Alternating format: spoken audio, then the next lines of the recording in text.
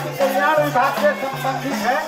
आदिम जाति कल्याण विभाग के जितने भी जिला के पंथी पार्टी यहाँ उपस्थित है। यहाँ पर मंच के राइट साइड आपका आदिम जाति विभाग का काउंटर लगा हुआ है। आप अपनी उपस्थिति उस काउंटर में बघेल सर को अवश्य देवें ताकि आपका क्रम बनाया जा सके।